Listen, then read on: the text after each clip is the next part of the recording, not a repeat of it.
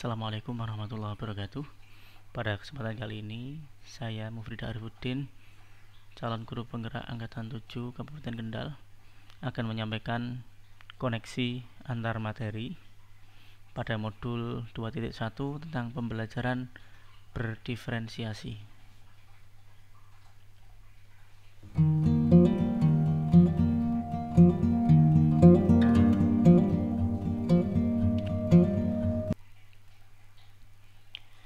Apa yang dimaksud dari pembelajaran berdiferensiasi?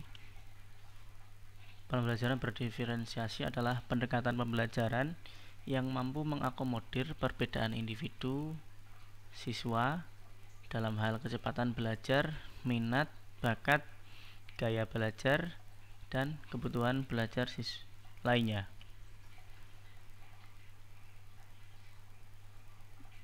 Telah kita ketahui bahwasanya setiap individu itu unik, memiliki kelebihan dan kekurangan masing-masing, memiliki karakteristik yang berbeda-beda, sehingga kita sebagai guru wajib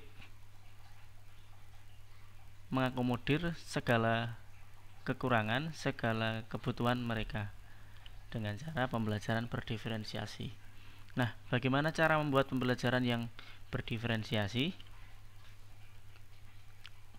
Yang pertama, kita harus memahami tujuan pembelajaran. Kemudian yang kedua, kita harus mengetahui dan merespon kebutuhan murid. Kemudian yang ketiga, ciptakan pembelajaran yang mengundang murid. Kemudian yang keempat, manajemen kelas yang baik. Dan yang terakhir adalah asesmen yang berkelanjutan. Nah, bagaimana cara mengetahui kebutuhan murid? Kita akan bahas. Yang pertama, kita harus mengetahui kesiapan belajar murid. Kemudian yang kedua, kita juga harus mengetahui minat murid. Dan yang ketiga, kita harus mengetahui profil belajar murid. Nah, untuk mengetahui kesiapan belajar murid, guru hendaknya melakukan penilaian pengetahuan awal dan menentukan apa yang telah diketahui oleh murid, serta di mana posisi murid dalam hal pengetahuan itu berada. Kemudian, untuk mengetahui minat murid, minat setiap anak pasti berbeda-beda. Minat adalah salah satu faktor penting bagi murid untuk terlibat aktif dalam pembelajaran. Kalau murid itu sudah berminat, kita tidak perlu banyak melakukan motivasi, tentunya mereka akan aktif dalam pembelajaran kita. Kemudian profil belajar murid. Nah, profil belajar ini ditentukan oleh lingkungan, kemudian budaya, kemudian gaya belajar dan kecerdasan majemuk.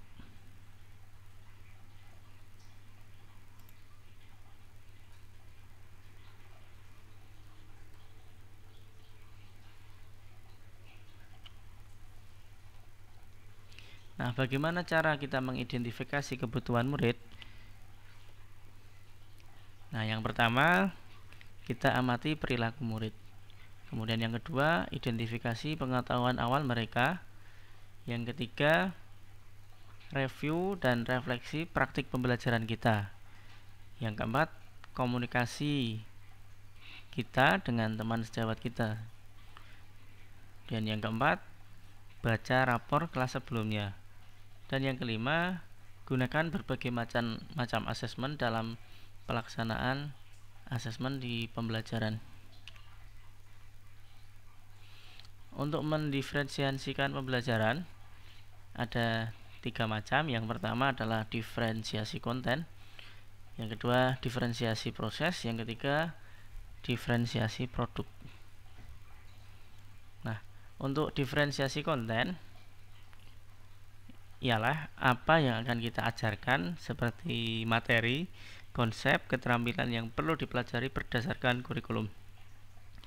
Nah, langkahnya adalah kita membedakan format dan pengorganisasian materi, bukan mengubah standar kurikulum.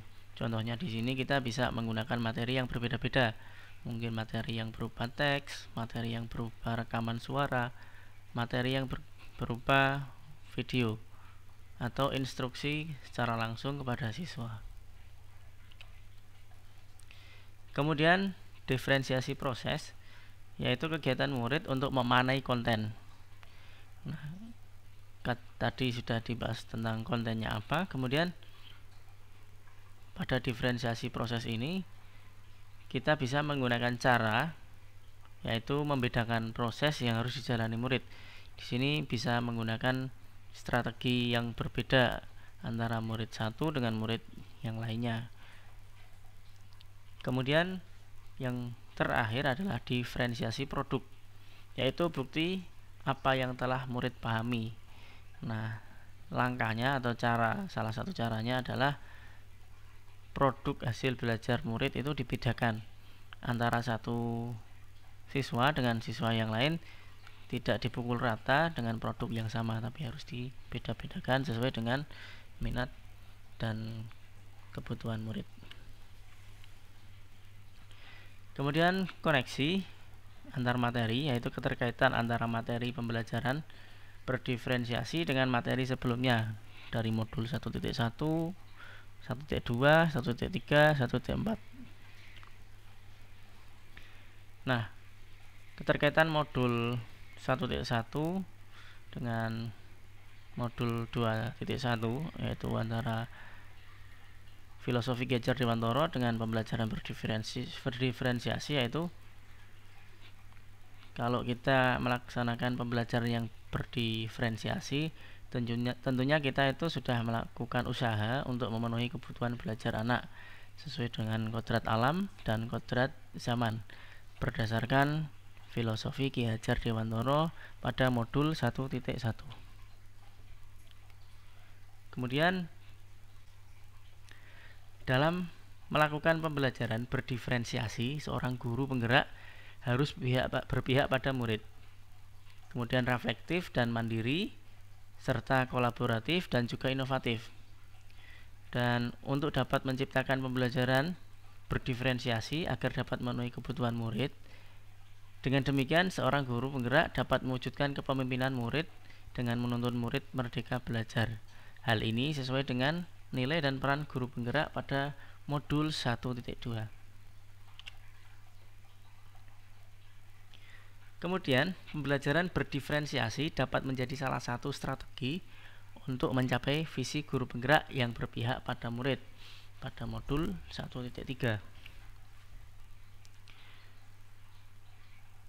Nah, dalam pelaksanaan pembelajaran berdiferensiasi antara guru dan murid harus ada keyakinan kelas terlebih dahulu agar proses pembelajaran dapat berjalan dengan baik sesuai dengan prinsip-prinsip budaya positif pada modul 1.4. Dan demikian paparan dari saya kaitannya dengan koneksi antar materi. Semoga bermanfaat. Assalamualaikum warahmatullahi wabarakatuh.